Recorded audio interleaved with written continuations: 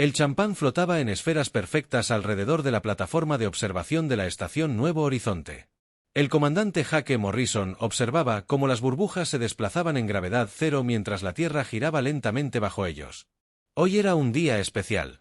Tras 40 años de intentos, los humanos finalmente habían construido su primera colonia exitosa en otro mundo. Kepler 442b albergaba ahora a 10.000 personas y las máquinas de terraformación funcionaban a la perfección. Jake brindó por la multitud de científicos, ingenieros y diplomáticos que flotaban a su alrededor. Todos sonreían. Las últimas 3 generaciones habían trabajado para este momento. La humanidad ya no estaba atrapada en un solo mundo. Ahora tenían planes B, por si algo terrible le ocurría a la Tierra. La DRA. Lisa Campbell flotaba cerca del gran ventanal. Su tableta mostraba flujos de datos del observatorio lunar.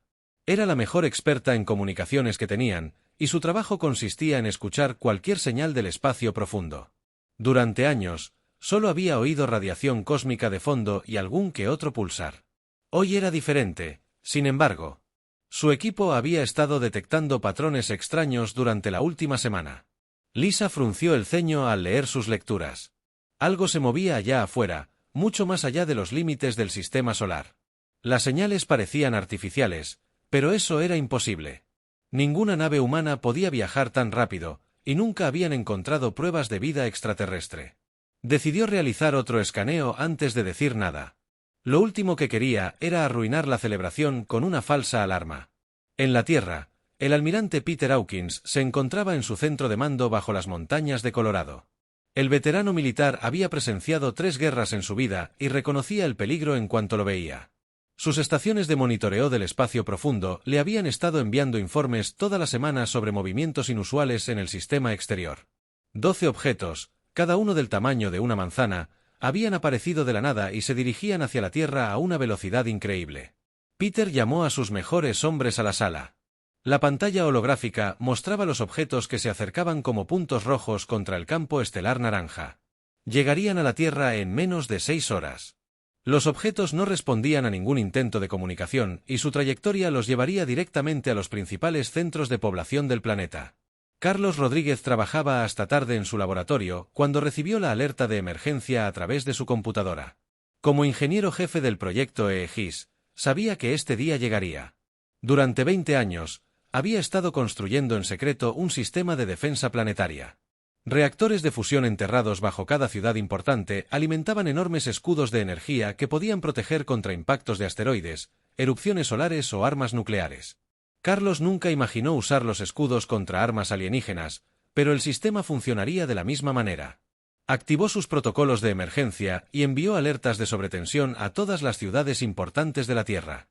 En cuestión de minutos, cúpulas invisibles de energía comenzaron a formarse sobre Nueva York, Londres, Tokio, Bombay, S. Paulo, El Cairo, Sydney, Moscú, Lagos, Ciudad de México, Berlín y Pekín.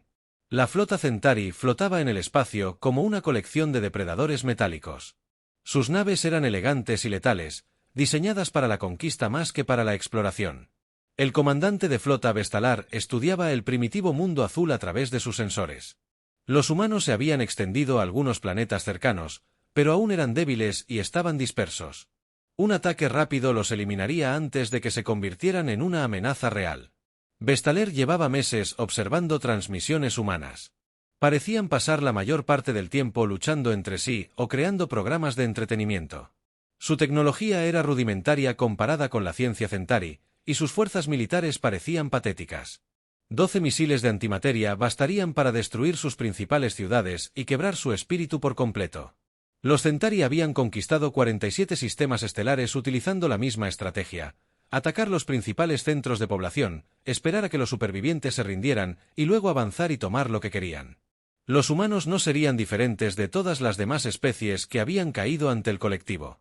Jake Morrison seguía celebrando cuando las alarmas empezaron a sonar por toda la estación Nuevo Horizonte. Las transmisiones de emergencia llenaban todas las pantallas y altavoces. 12 objetos desconocidos se acercaban a la Tierra a gran velocidad y se ordenó a todo el tráfico civil acudir inmediatamente a estaciones de emergencia. Lisa Campbell corrió a su estación de comunicaciones mientras la fiesta se disolvía en un caos organizado a su alrededor. Sus antenas de espacio profundo ahora rastreaban los objetos con claridad. Definitivamente eran artificiales y apuntaban a la Tierra como flechas. Cada uno transmitía en frecuencias insoportables, patrones que parecían diseñados para causar miedo y confusión. Los objetos disminuían su velocidad a medida que se acercaban al planeta, lo que significaba que estaban bajo control inteligente. Lisa se dio cuenta, con creciente horror, de que eran armas y estaban a punto de impactar su mundo natal. Abrió los canales de comunicación para la misma estación de defensa y puesto de mando militar en la Tierra. Peter Hawkins observaba la pantalla táctica mientras 12 puntos rojos descendían hacia la Tierra como estrellas fugaces. Sus satélites defensivos disparaban con todas sus fuerzas, pero las armas entrantes estaban protegidas contra ataques convencionales. Los misiles nucleares explotaban inofensivamente contra sus cascos, y las baterías láser apenas rozaban sus superficies. El almirante se comunicó con Carlos Rodríguez. El ingeniero necesitaría cada segundo de advertencia posible. Peter había dedicado toda su carrera a prepararse para guerras contra otros humanos, pero siempre se había preguntado qué sucedería si la humanidad se enfrentaba a una amenaza externa. Ahora estaba a punto de descubrirlo. Carlos Rodríguez permanecía en su sala de control, observando cómo los niveles de energía subían en sus pantallas. Los reactores de fusión funcionaban a máxima potencia, canalizando suficiente energía para iluminar continentes enteros hacia los generadores de escudos. Había probado el sistema docenas de veces, pero nunca en estas condiciones. 12 ojivas de antimateria estaban a punto de comprobar si la ingeniería humana podía resistir la tecnología alienígena. El primer misil impactó Nueva York exactamente a las 2:32, hora de Greenwich. La ojiva contenía suficiente antimateria como para vaporizar Manhattan y todo en un radio de 50 kilómetros. En cambio, explotó contra una barrera invisible que convirtió la energía devastadora en luz y calor inofensivos. El cielo sobre la ciudad se iluminó como un segundo sol durante 3 segundos y luego se atenuó a la normalidad. 11 explosiones más se sucedieron en rápida secuencia por todo el mundo. Londres, Tokio, Bombay, S. Paulo, El Cairo, Sydney, Moscú, Logos, Ciudad de México, Berlín y Pekín experimentaron el mismo fenómeno. Las armas diseñadas para acabar con la civilización simplemente crearon espectaculares fuegos artificiales contra los escudos de energía de Carlos Rodríguez.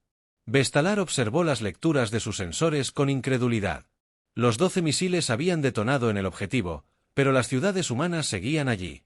Las señales de energía mostraban que algún tipo de sistema defensivo había absorbido por completo las explosiones de antimateria. Esto era imposible. Ninguna especie había sobrevivido jamás a un primer ataque Centauri. El comandante de la flota se dio cuenta de que había cometido un terrible error. No había destruido a la humanidad. Simplemente había anunciado su presencia a una especie que ahora sabía que estaba siendo atacada. Bestalar comenzó a recibir informes de sus naves exploradoras sobre enormes oleadas de energía en el mundo natal de los humanos. Lo que sea que estuvieran haciendo los humanos, lo hacían muy rápido. Jake Morrison flotaba frente a las ventanas de la plataforma de observación, observando cómo las luces se desvanecían sobre el lado nocturno de la Tierra. 12 ciudades acababan de ser atacadas por una fuerza alienígena, y de alguna manera todas habían sobrevivido. No sabía cómo funcionaban los sistemas de defensa, pero sabía qué sucedería después. La humanidad acababa de descubrir que no estaban solos en el universo, y que alguien allá afuera los quería muertos. La celebración había terminado. El verdadero trabajo estaba a punto de comenzar.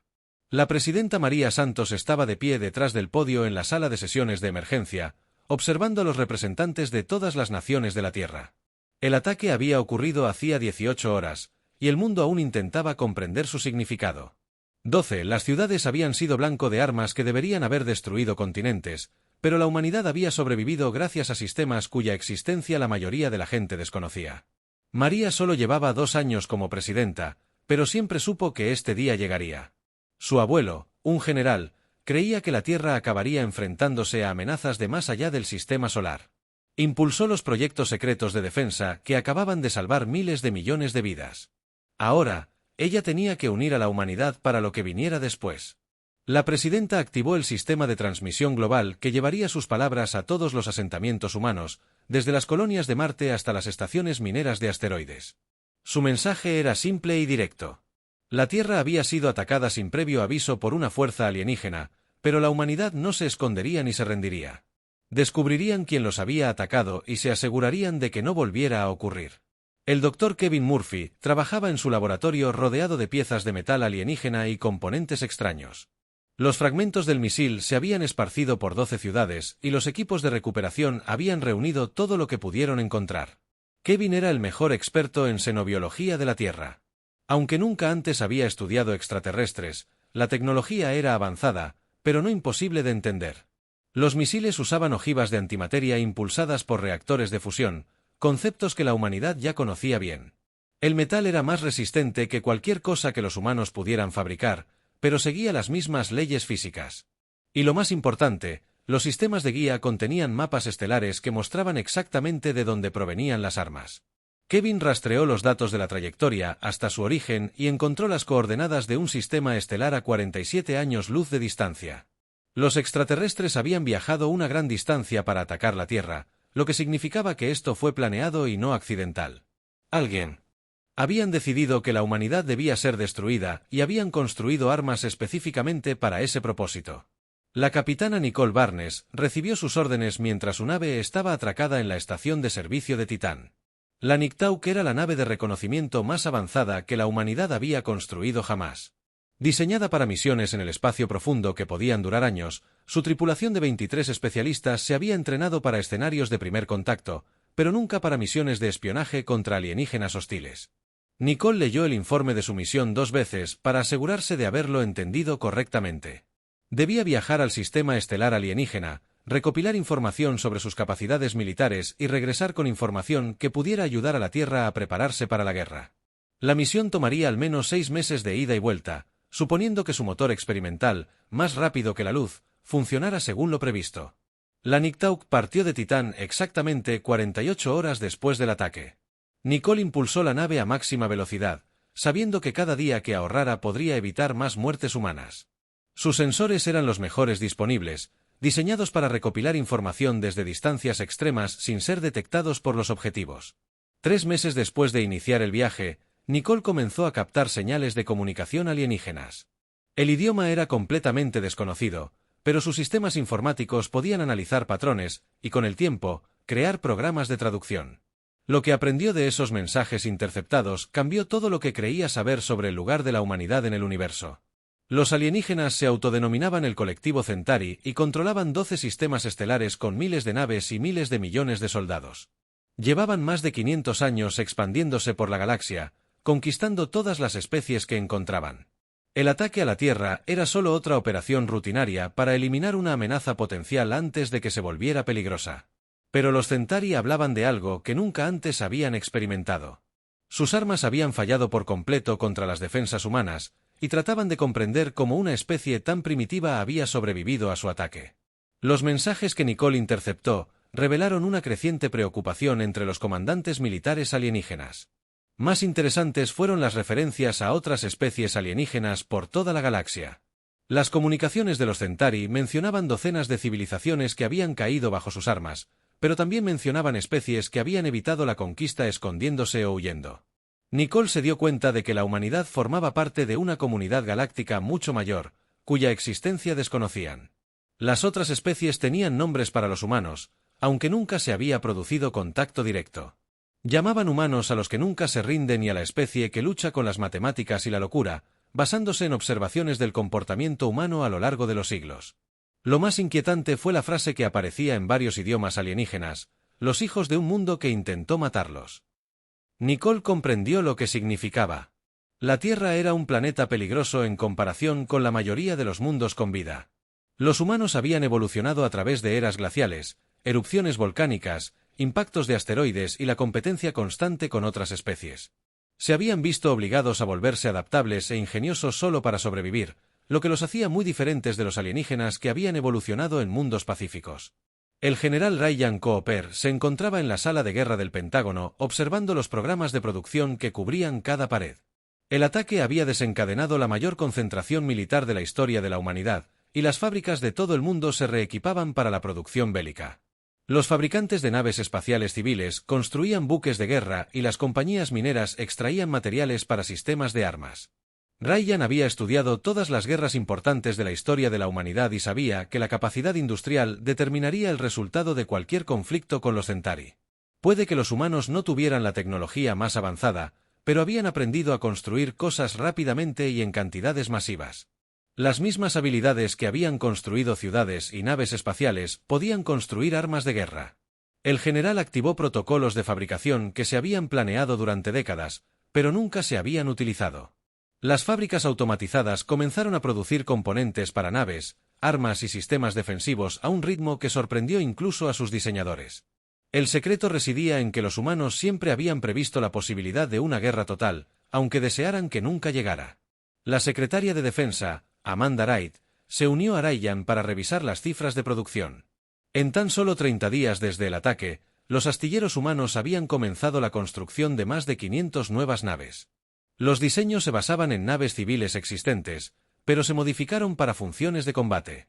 Más importante aún, cada nave incorporaba las lecciones aprendidas al analizar los fragmentos de misiles alienígenas. Amanda había estudiado historia militar desde la infancia y reconoció el patrón de la guerra humana. Cuando se vieron amenazados de extinción, los humanos no se limitaron a contraatacar. Se intensificaron más allá de lo que sus enemigos creían posible. Los Zentari habían esperado destruir 12 ciudades y quebrar la resistencia humana. En cambio, despertaron algo que había estado dormido. La primera nave de guerra nueva salió de los astilleros lunares exactamente 6 semanas después del ataque. La UES Defiance era 5 veces más grande que cualquier nave militar humana anterior, armada con armas diseñadas específicamente para penetrar escudos y blindajes alienígenas. El capitán Steve Johnson tomó el mando de la nave con órdenes de comenzar los ejercicios de entrenamiento de inmediato. Steve había comandado misiones de mantenimiento de la paz y naves de exploración, pero nunca una nave diseñada exclusivamente para la guerra. La Defiance incorporaba todas las lecciones. La humanidad había aprendido sobre el combate espacial, además de nuevas innovaciones inspiradas en el estudio de la tecnología alienígena. La nave podía fabricar su propia munición y repararse a sí misma durante la batalla. Capacidades que ninguna fuerza alienígena había enfrentado jamás. La DRA. Rachel Martínez trabajaba en los laboratorios de inteligencia artificial en las profundidades de Ginebra, desarrollando sistemas informáticos que podían pensar y adaptarse tan rápido como los comandantes humanos. Sus programas de IA no estaban diseñados para reemplazar el juicio humano, sino para amplificar la creatividad y el pensamiento estratégico humanos de maneras que las rígidas jerarquías alienígenas jamás podrían igualar. Las computadoras de Rachel habían analizado miles de años de historia militar humana e identificado patrones aplicables a la guerra espacial. Los humanos luchaban de forma diferente a otras especies porque habían pasado milenios combatiendo entre sí, lo que los había obligado a desarrollar tácticas que asumían que sus oponentes eran inteligentes y adaptables. La oficial de inteligencia Linda Thompson se sentaba en sus instalaciones seguras traduciendo las comunicaciones interceptadas de los Centauri con creciente satisfacción. Los mensajes alienígenas revelaban una creciente preocupación por las actividades humanas. Sabían que la Tierra estaba construyendo naves y armas, pero no podían comprender la velocidad de la construcción ni cuáles serían sus capacidades finales. Los Centauri habían librado docenas de guerras contra otras especies, pero nunca se habían enfrentado a un oponente que pudiera igualar su capacidad industrial. La mayoría de las civilizaciones alienígenas construían unas pocas naves y esperaban lo mejor. Los humanos construían flotas enteras y planeaban conflictos que podrían durar décadas. Los programas de traducción de Linda revelaron que algunos comandantes Centauri comenzaban a cuestionar si atacar la Tierra había sido una buena idea. Esperaban destruir la civilización humana de un solo golpe. Pero en cambio, habían creado un enemigo cada día más fuerte. Los extraterrestres estaban aprendiendo que despertar a la humanidad tenía consecuencias que nunca imaginaron. Habían pasado 6 meses desde el ataque, y la Tierra lucía completamente diferente desde el espacio. Donde antes había estaciones orbitales pacíficas e instalaciones de investigación, ahora había enormes astilleros que se extendían por sectores enteros del espacio. El cinturón de asteroides se había convertido en una operación minera a una escala nunca antes vista, con sistemas automatizados que extraían materias primas las 24 horas del día. La capitana Nicole Barnes finalmente regresó de su misión de reconocimiento para encontrar un sistema solar. Transformada para la guerra, la Niktauk atracó en una estación militar que no existía cuando partió, y fue escoltada de inmediato a una sala de reuniones donde las más altas esferas del liderazgo humano la esperaban para escuchar su informe. Nicole activó sus pantallas y mostró a los líderes reunidos a que se enfrentaba realmente la humanidad. El colectivo Centauri controlaba 12 sistemas estelares y comandaba más de 10.000 naves de guerra. Su tecnología era avanzada y llevaban siglos conquistando otras especies. Pero su recopilación de información también reveló algo inesperado sobre cómo otros alienígenas veían a la humanidad. Las grabaciones que Nicole había interceptado contaban una historia que ningún humano había oído antes. A lo largo de la galaxia, otras especies hablaban de los humanos en susurros. Los llamaban impredecibles y peligrosos. Los descendientes de un mundo tan hostil que había forjado a sus habitantes en algo único. La mayoría de las civilizaciones alienígenas habían evolucionado en mundos pacíficos donde la cooperación era fácil y los conflictos, escasos. El general Ryan Cooper estudió la composición de las flotas alienígenas y se dio cuenta de que la humanidad tenía una ventaja que nunca habían reconocido. Los Centauri construían sus naves con una potencia de fuego abrumadora y esperaban que sus enemigos se rindieran tras la primera batalla. Nunca se habían enfrentado a un oponente que siguiera luchando sin importar cuántas naves fueran destruidas. La secretaria de Defensa, Amanda Wright, reveló los resultados del desarrollo militar humano. En 6 meses, los astilleros de la Tierra habían producido más de 2000 naves de combate de diversos tamaños. El ritmo de producción se aceleraba cada semana a medida que se habilitaban nuevos sistemas automatizados y se iniciaban más operaciones de minería de asteroides para entregar materiales. La nave insignia de la nueva flota humana era la UES Retribution, una enorme nave de 5 kilómetros de largo, armada con armas nunca antes probadas en combate real. El capitán Steve Johnson comandaba la nave con una tripulación de más de 8000 especialistas. Especialistas, cada uno entrenado en técnicas de combate desarrolladas específicamente para combatir alienígenas. El ingeniero jefe Tony Silva había pasado los últimos 6 meses desarrollando nuevas armas y sistemas basados en los principios de la guerra psicológica humana. Los Centauri luchaban por la conquista y la expansión, siguiendo patrones predecibles que habían funcionado contra docenas de otras especies. Los humanos luchaban por la supervivencia y la venganza, lo que significaba que usarían tácticas que ningún ejército alienígena había encontrado jamás. Las nuevas armas de Tony incluían minas autorreplicantes capaces de convertir campos de asteroides enteros en barreras defensivas, proyectiles cinéticos capaces de atravesar cualquier blindaje conocido y sistemas de guerra electrónica diseñados para explotar los rígidos protocolos de comunicación que los Centauri utilizaban para coordinar sus flotas. La DRA. Rachel Martínez había revolucionado los sistemas de mando militar humanos al integrar la inteligencia artificial con la creatividad humana. Sus computadoras podían procesar información táctica más rápido que cualquier sistema alienígena, pero estaban programadas para potenciar la intuición humana en lugar de reemplazarla. La combinación creó capacidades de toma de decisiones que la estructura jerárquica de mando Centauri no podía igualar. Los sistemas de IA de Rachel habían analizado cada comunicación alienígena interceptada e identificado debilidades en las tácticas Centauri. Sus comandantes seguían protocolos estrictos y rara vez se adaptaban a situaciones inesperadas. Los comandantes humanos estaban entrenados para improvisar y cambiar de táctica en medio de la batalla, algo que la doctrina militar alienígena no contemplaba. La oficial de inteligencia Linda Thompson había establecido un conocimiento exhaustivo de las capacidades militares Centauri y descubrió que su mayor debilidad era su previsibilidad. Habían conquistado tantos mundos utilizando la misma estrategia básica que nunca habían desarrollado planes de contingencia para enfrentarse a un oponente que se negara a seguir los patrones esperados. El análisis de Linda reveló que los Centauri esperaban que sus enemigos se rindieran de inmediato o libraran algunas batallas defensivas antes de ser superados. Ninguna especie había respondido jamás a un ataque Centauri construyendo una flota más grande y lanzando operaciones ofensivas. Los alienígenas literalmente carecían de procedimientos militares para enfrentarse a un enemigo que intensificaba su ataque en lugar de retirarse. Las comunicaciones interceptadas también revelaron una creciente inquietud en el alto mando Centauri. Sus exploradores reportaban una construcción militar humana sin precedentes, pero los líderes alienígenas no podían creer la magnitud de lo que veían. Ninguna especie había movilizado jamás a toda su civilización para la guerra como lo hicieron los humanos en tan solo 6 meses. La DRA. Ellen Brooks trabajaba en los laboratorios de física avanzada que desarrollaban nuevas tecnologías para la flota humana. Su equipo había realizado descubrimientos revolucionarios al estudiar los fragmentos de misiles alienígenas y aplicar conocimientos teóricos humanos que los Centauri aparentemente carecían. Ellen se dio cuenta de que los alienígenas nunca habían ido más allá de la física y la ingeniería convencionales. Construyeron naves más grandes y armas más poderosas utilizando los mismos principios básicos de siempre. Los humanos habían pasado siglos explorando la mecánica cuántica, la relatividad y conceptos matemáticos que permitieron enfoques completamente nuevos para la guerra espacial. La flota humana incorporó tecnologías que los Centauri nunca antes habían visto. Las naves podían entrar y salir del espacio normal mediante efectos de tunelización cuántica. Las armas de energía obtenían energía directamente de las fluctuaciones puntuales del vacío. Los sistemas defensivos creaban campos de dilatación temporal localizados que hacían casi imposible apuntar con precisión a las naves humanas. El coronel Mike Henderson comandaba los escuadrones de cazas que proporcionarían flexibilidad táctica a la flota humana. Sus pilotos estaban entrenados en técnicas de combate derivadas de siglos de guerra atmosférica, adaptadas al combate espacial contra oponentes que nunca se habían enfrentado a tácticas tan agresivas.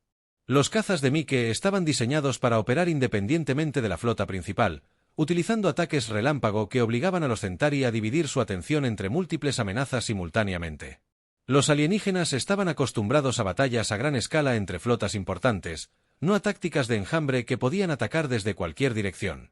La comandante Sandra Davis coordinaba los movimientos generales de la flota utilizando principios estratégicos que combinaban la historia militar humana con la teoría de juegos y las matemáticas del caos. Sus planes de batalla parecían aleatorios y caóticos para los observadores externos, pero seguían patrones complejos diseñados para saturar los procesos de toma de decisiones del enemigo. Sandra había estudiado todas las grandes victorias militares humanas de la historia e identificado los elementos comunes que permitían a fuerzas más pequeñas derrotar a las más grandes. La velocidad, la imprevisibilidad y la disposición a asumir riesgos que los oponentes racionales considerarían demasiado peligrosos fueron las claves del éxito humano en la guerra. El ingeniero Gary Phillips desarrolló sistemas de modificación de campo que permitirían a las naves humanas adaptarse y mejorar. Durante el combate real, sus unidades móviles de fabricación podían convertir el daño de la batalla en nuevas armas o sistemas defensivos, convirtiendo cada enfrentamiento en una oportunidad para fortalecerse. Las innovaciones de Gary implicaban que las naves humanas se volverían más peligrosas a medida que avanzaban las batallas, mientras que las fuerzas enemigas se debilitarían gradualmente debido al daño acumulado. Ningún ejército alienígena se había enfrentado jamás a oponentes que pudieran desarrollar nuevas capacidades en medio de una batalla. La flota humana comenzó los preparativos finales para partir hacia el espacio Centauri.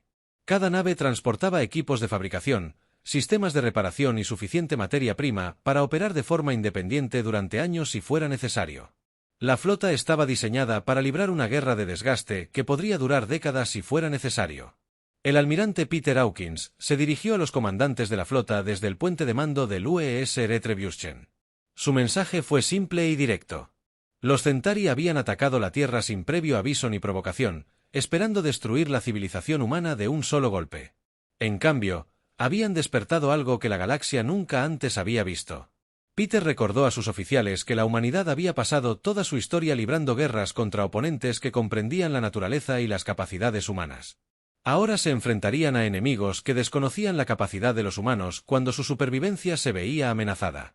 Los alienígenas habían cometido el error de pensar que todas las especies reaccionarían a la agresión de la misma manera. La flota partió de la órbita terrestre en una formación que se extendía por miles de kilómetros de espacio. 2000 naves de guerra de diversos tamaños, acompañadas de naves de suministro, astilleros móviles y naves de apoyo, elevaron el número total de naves humanas a más de 3000. Mientras la enorme armada humana activaba sus motores más rápidos que la luz y desaparecía en el hiperespacio, las estaciones de monitoreo de toda la galaxia detectaron las señales energéticas de la mayor fuerza militar jamás reunida por una sola especie. El mensaje era claro. La humanidad ya no se escondía en un solo mundo. Venían. La primera batalla comenzó en los límites del sistema Taedi, donde la almirante Patricia Lewis comandaba la flota de avanzada humana contra una fuerza Centauri que superaba en número a sus naves en una proporción de 3-1.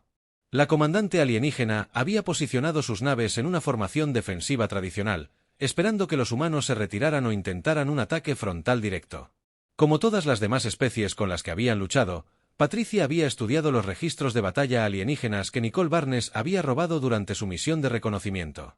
Los Centauri siempre usaban las mismas tácticas porque habían trabajado contra 47 civilizaciones diferentes. Formaban líneas defensivas con sus naves más grandes en el centro y esperaban a que los enemigos atacaran posiciones predecibles donde fueran superiores.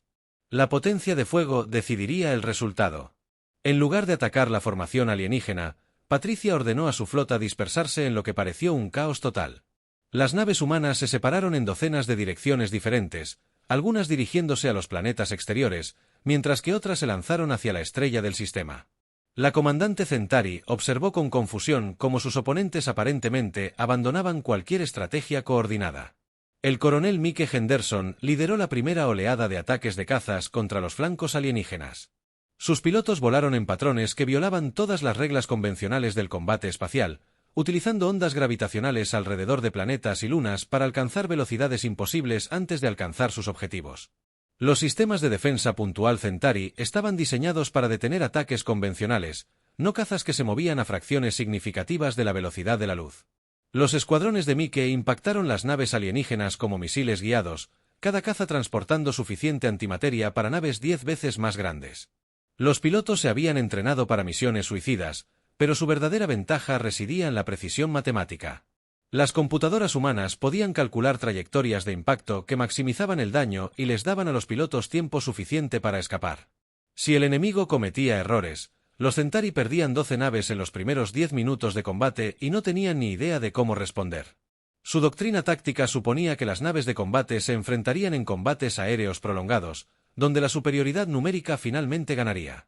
Los cazas humanos atacaron una vez con efectos devastadores y luego desaparecieron antes de que los alienígenas pudieran organizar contraataques efectivos.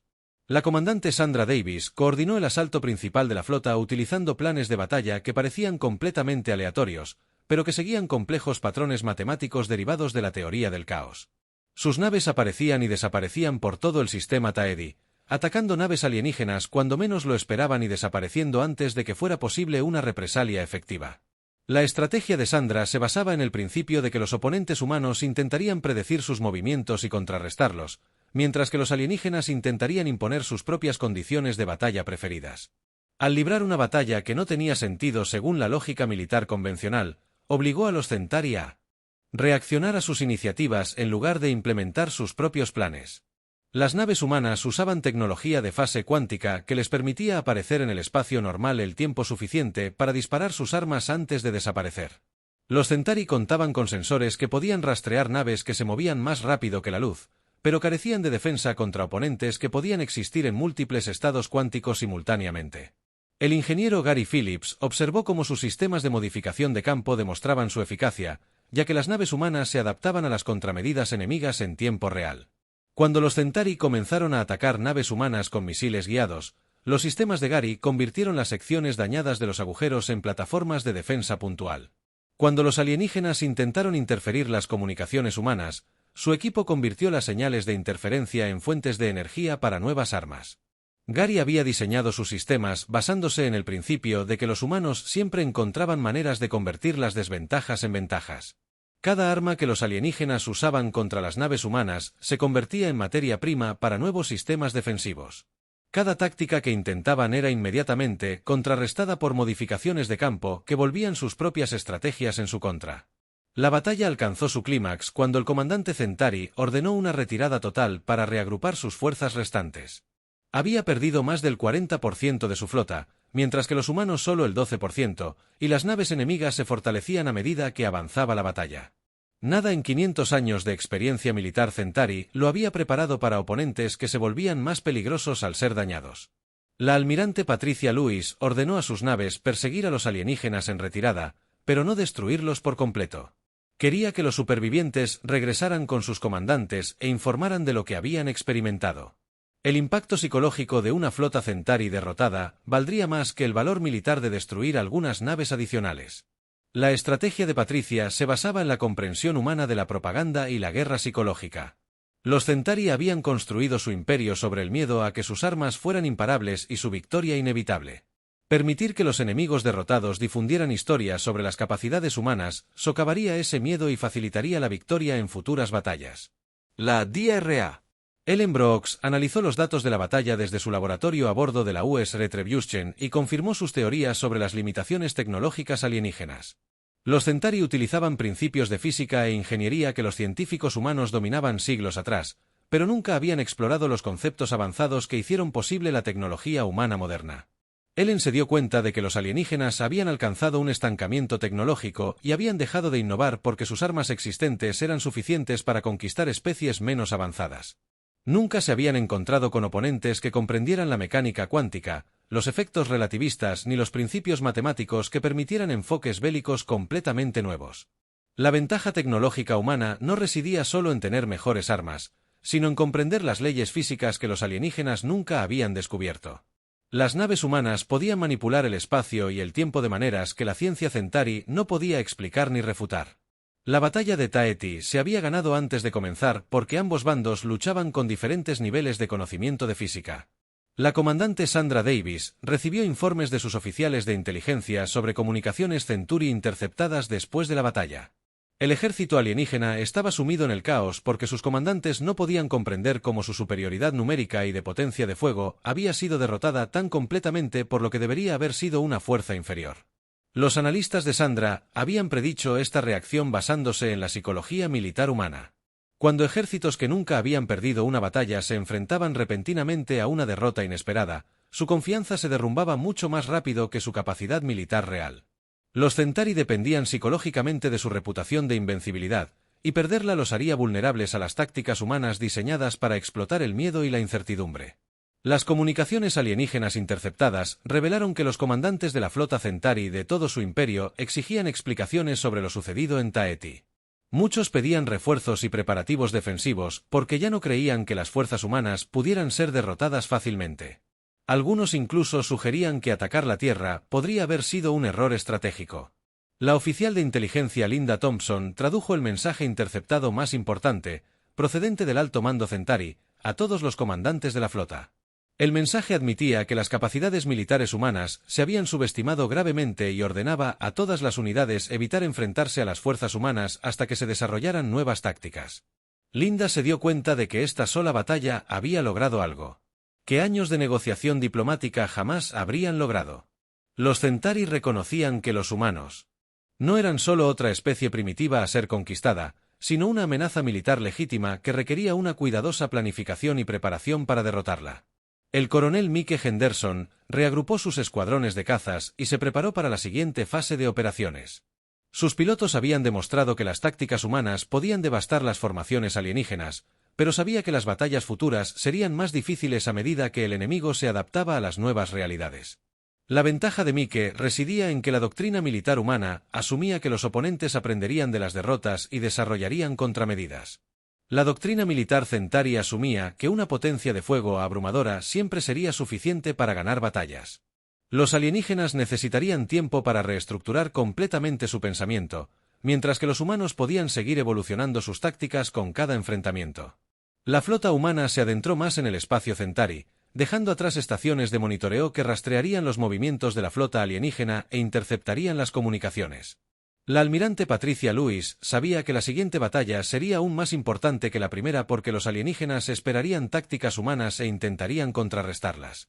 Patricia estudió la situación estratégica y se dio cuenta de que la humanidad había logrado algo sin precedentes en la historia galáctica. Por primera vez, una especie atacada por los Centauri no solo sobrevivía, sino que ganaba batallas contra una superioridad numérica.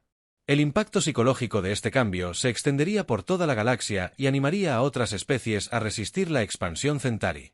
La batalla de Taeti había sido más que una simple victoria militar. Era la prueba de que los Centauri podían ser derrotados. Y esa prueba cambiaría el equilibrio de poder en toda la galaxia. La humanidad había anunciado su llegada como civilización galáctica al demostrar que podía luchar y vencer a la fuerza militar más temida del espacio conocido. 2 años después del primer ataque no provocado a la Tierra, el mundo natal de los Centauri ardía a la luz de su sol moribundo. El enorme planeta que había sido el centro de un imperio galáctico durante 5 siglos estaba ahora rodeado de naves de guerra humanas. Sus armas apuntaban a las posiciones defensivas alienígenas restantes. Las grandes torres y ciudadelas que albergaban al alto mando Centauri no eran más que cráteres brillantes en la superficie del planeta. El almirante de flota Bobby Turner se encontraba en el puente de la Constitución de la UES, observando las negociaciones finales de rendición a través de sus despliegues tácticos. El ejército Centauri había luchado desesperadamente por su mundo natal, utilizando todas las armas y estrategias que había desarrollado durante siglos de conquista. Nada había funcionado contra la maquinaria de guerra humana que se extendía por su imperio como una fuerza imparable de la naturaleza. El comandante alienígena que se acercó bajo una bandera de rendición era apenas reconocible como la misma especie que había atacado la Tierra con tanta arrogancia y confianza. Bestalar había comandado más de 10.000 naves de guerra y creía que los Centauri eran la fuerza militar suprema de la galaxia. Ahora comandaba menos de 100 naves dañadas y rogaba a los humanos que perdonaran su civilización moribunda. Bobby había leído la historia militar completa de la expansión Centauri y sabía que este momento representaba algo sin precedentes en la política galáctica. Ninguna especie había obligado jamás a los Centauri a rendirse incondicionalmente. La mayoría de las civilizaciones murieron luchando o se sometieron al dominio alienígena tras perder algunas batallas. La humanidad había hecho algo que 500 años de historia galáctica consideraban imposible.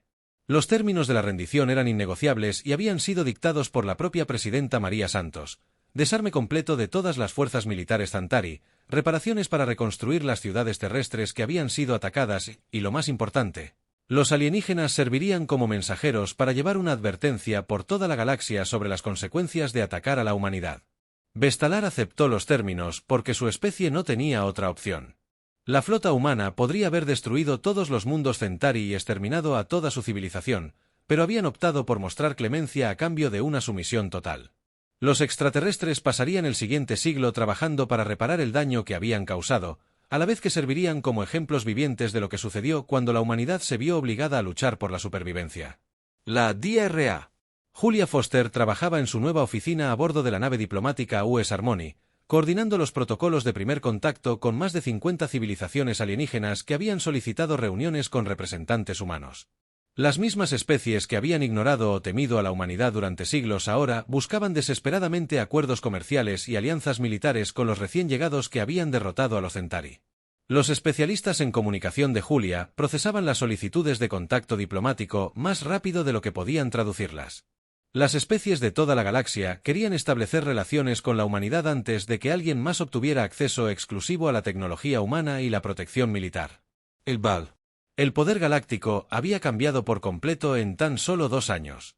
Las peticiones más interesantes provenían de civilizaciones que se habían ocultado de los Centauri durante generaciones. Estas especies habían desarrollado tecnologías defensivas avanzadas y estrategias de supervivencia, pero nunca habían podido desafiar directamente la expansión Centauri. Ahora emergían de sus escondites para ofrecer una alianza con los humanos que habían logrado lo que ellos nunca pudieron. La presidenta María Santos se dirigió al recién formado Consejo Galáctico desde su oficina en Ginebra, hablando con representantes de más de 200 civilizaciones alienígenas a través de redes de comunicación cuántica que abarcaban la galaxia. Su mensaje fue cuidadosamente elaborado para establecer la posición de la humanidad como protectora en lugar de conquistadora. María explicó que la Tierra nunca había buscado el conflicto con los Centauri ni con ninguna otra especie. Los humanos preferían el comercio, la cooperación y la expansión pacífica a la conquista violenta que había caracterizado la política galáctica durante siglos. Pero la galaxia ahora comprendía que atacar a la humanidad o amenazar a las colonias humanas desencadenaría una respuesta militar a la que ningún agresor podría sobrevivir. El presidente describió la visión de la humanidad para un nuevo orden galáctico basado en el respeto mutuo y la cooperación voluntaria, en lugar del miedo y la dominación. Las especies que quisieran comerciar con las colonias humanas o compartir avances tecnológicos serían bienvenidas como amigas y aliadas. Las especies que optaran por la agresión correrían la misma suerte que el colectivo Centauri. El capitán Danny Clark se encontraba en la plataforma de observación del US Nuevo Comienzo, observando el paso de estrellas mientras su nave colonial viajaba hacia la galaxia de Andrómeda. Su tripulación de 10.000 civiles incluía científicos, artistas, ingenieros, profesores y familias que buscaban un nuevo hogar entre las estrellas. Representaban todo lo mejor de la humanidad: curiosidad, creatividad y el inagotable afán de explorar y construir. Danny se había ofrecido como voluntario para la misión Andrómeda porque creía que el futuro de la humanidad no residía en gobernar la Vía Láctea, sino en extender la civilización humana a nuevas fronteras donde pudiera crecer y desarrollarse sin las limitaciones de la política galáctica existente. La nave colonial transportaba suficientes suministros y equipo para establecer una civilización humana completamente independiente. La misión Andrómeda también fue una decisión estratégica diseñada para asegurar la supervivencia de la humanidad a largo plazo. Si alguna catástrofe le ocurriera a la civilización humana en la Vía Láctea, las colonias de Andrómeda preservarían el conocimiento, la cultura y los valores humanos para las generaciones futuras. La humanidad nunca volvería a ser vulnerable a la extinción por un solo ataque devastador. La comandante Sandra Davis trabajaba en el Centro de Planificación Estratégica de la Luna, coordinando el establecimiento de bases militares humanas en toda la galaxia. Su misión era garantizar que ninguna fuerza hostil pudiera volver a amenazar la Tierra o las colonias humanas sin enfrentarse a represalias inmediatas desde múltiples direcciones. La red defensiva de Sandra incluía estaciones de monitoreo automatizadas capaces de detectar movimientos de flotas a cientos de años luz, fuerzas de respuesta rápida posicionadas en puntos estratégicos del espacio humano y acuerdos de alianza con civilizaciones alienígenas aliadas que proporcionaban alerta temprana ante posibles amenazas.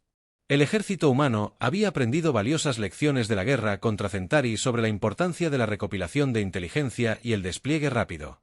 Los conflictos futuros serían detectados y contrarrestados antes de que se convirtieran en amenazas existenciales para la civilización humana. La humanidad nunca más sería sorprendida por ataques no provocados de enemigos desconocidos. La DRA. Ellen Brooks fundó el Instituto de Tecnología Galáctica en Marte, donde científicos humanos y alienígenas trabajaron juntos para desarrollar nuevos descubrimientos que beneficiarían a todas las civilizaciones. Sus equipos de investigación realizaban descubrimientos revolucionarios al combinar el conocimiento teórico humano con la experiencia práctica alienígena y materiales exóticos. El Instituto de Ellen era también una herramienta diplomática diseñada para demostrar que la humanidad estaba interesada en la cooperación, no en la dominación. Las especies alienígenas que contribuían a proyectos de investigación conjuntos obtenían acceso a la tecnología humana y a la protección, a la vez que contribuían al avance del conocimiento científico que beneficiaría a toda la galaxia. La oficial de inteligencia Linda Thompson se retiró del servicio militar y estableció el Centro de Comunicación Galáctica en Europa, donde lingüistas y expertos culturales trabajaron para facilitar el entendimiento entre diferentes civilizaciones. Sus equipos desarrollaban sistemas universales de traducción y programas de intercambio cultural que evitarían que los malentendidos se convirtieran en conflictos. Linda sabía que las fallas de comunicación habían sido responsables de muchas de las guerras que habían devastado la civilización galáctica a lo largo de los siglos. Al facilitar el entendimiento entre las diferentes especies, esperaba reducir la probabilidad de futuros conflictos y crear oportunidades. Oportunidades para la cooperación pacífica. El ingeniero Gary Phillips inauguró el primer astillero comercial humano fuera del sistema solar, ubicado en órbita alrededor de un mundo rico en recursos que había sido abandonado por los Centauri. Sus instalaciones producían naves espaciales civiles para clientes extraterrestres que deseaban beneficiarse de las capacidades humanas de ingeniería y fabricación. El astillero de Gary representó la transición de la producción militar al desarrollo económico pacífico. Los humanos comenzaban a exportar su tecnología y capacidad industrial a especies de toda la galaxia, creando relaciones comerciales que harían las guerras futuras menos probables y menos rentables para los posibles agresores. El almirante Peter Hawkins presentó el informe final sobre la guerra Centauri al Consejo de Defensa Global, documentando las lecciones aprendidas del primer conflicto interestelar de la humanidad. Su análisis serviría de base para la doctrina militar humana de las generaciones venideras, asegurando que los futuros comandantes estuvieran preparados para desafíos aún inimaginables. Peter concluyó su informe con una simple observación que capturaba la esencia del carácter humano. Los Centauri habían lanzado 12 misiles a la Tierra, creyendo que un ataque devastador acabaría con la resistencia humana y allanaría el camino para una conquista fácil. En cambio, descubrieron que atacar a la humanidad era como encender una cerilla cerca de gasolina. La explosión resultante consumió toda su civilización y anunció a la galaxia que los humanos no eran víctimas a las que conquistar, sino supervivientes que lucharían hasta la victoria. La última entrada del informe de Peter indicaba que naves coloniales ya partían hacia galaxias distantes, llevando la civilización humana a nuevas fronteras donde las generaciones futuras continuarían la interminable historia humana de exploración, descubrimiento y adaptación. Los 12 misiles que